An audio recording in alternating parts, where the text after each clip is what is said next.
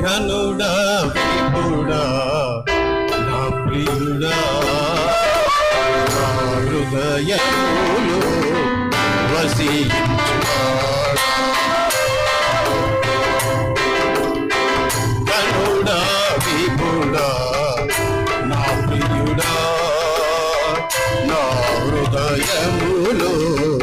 వసించువాడా సర్వేశ్వరుడా ఆది సంభూ